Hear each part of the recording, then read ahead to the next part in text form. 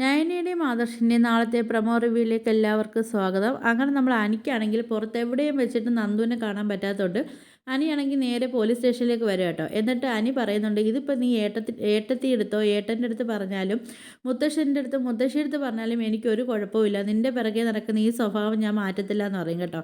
അപ്പോൾ നമ്മളെ നന്ദു പറയുന്നുണ്ട്, അപ്പം നിനക്കുള്ള നടപടി എന്തായാലും ഞാൻ തന്നെ എടുക്കേണ്ടി വരുമെന്ന്. പിന്നെ കാണിക്കുന്നത് നമ്മൾ ആദർശം നയനയാണെങ്കിൽ അഭിയും കൂട്ടി പുറത്ത് പോയിട്ടുണ്ടല്ലോ ചന്തുമോളെ കുറിച്ച് സംസാരിക്കാനൊക്കെ. അങ്ങനെ അവർ ചോദിക്കുന്ന സമയത്ത് അഭിയൊന്നും ഏക്കത്തില്ല കേട്ടോ. അങ്ങനെയാണെങ്കിൽ അഭി പറയുന്നുണ്ട്, എന്തായാലും ഇപ്പം ചന്തുമോളുടെ അച്ഛൻ എന്നുള്ളൊരു സ്ഥാനം ആദർശേട്ടന് എടുത്തിട്ടുണ്ടല്ലോ, പിന്നെ അതുപോലെ തന്നെ ആദർശേട്ടൻ അംഗീകരിക്കുകയും ചെയ്യുന്നുണ്ട്. പിന്നെ അഭി പറയും, ഇനിയിപ്പോൾ അതിനെക്കുറിച്ചൊരു തർക്കമോ കാര്യങ്ങളോ ഒന്നും വേണ്ട, എന്തായാലും ചന്തുമോൾ ആദർശേട്ടൻ്റെ ചോര തന്നെയെന്ന് പറയുമ്പോഴത്തേക്ക് നമ്മൾ ആദർശനാണെങ്കിൽ നല്ല ദേഷ്യം വരുന്നുണ്ട്. വന്നിട്ട് അഭിക്കാണെങ്കിൽ ചെവി കുറ്റി നോക്കി ഒരെണ്ണം കൊടുക്കുന്നുണ്ട് കേട്ടോ.